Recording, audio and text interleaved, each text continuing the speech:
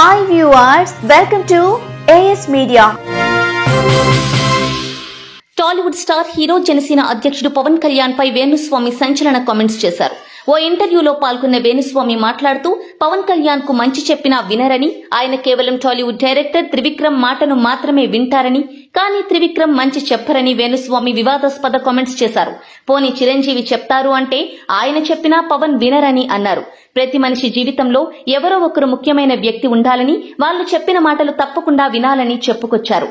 పవన్ ఎన్నికల్లో గెలిచి సీఎం కావాలని తనకి కూడా ఉందని, కానీ పవన్ కళ్యాణ్ కు రాజకీయాల్లో అవగాహన లేదు కాబట్టి గెలవడం కష్టమే అన్నారు. నేను ప్రతిసారి చేసే కామెంట్స్ ఆయన మంచి కోసమే చేస్తానని, కానీ జన సైనికులు మాత్రం నన్ను ట్రోల్ చేస్తారని, అయినా తాను అవన్నీ పట్టించుకోనని, ఆయనంటే ఇష్టముంది కాబట్టి నాకు తెలిసిన విషయాలు చెప్తాను అంటూ చెప్పుకొచ్చారు. అయితే సడన్ గా వేణుస్వామి ఇలా ప్లేట్ ఫిరాయించడంపై పవన్ ఫ్యాన్స్ మండిపడుతున్నారు. ఇలాంటి మరిన్ని ఇంట్రెస్టింగ్ వీడియోల కోసం ప్లీజ్ సబ్స్క్రైబ్ AS Media.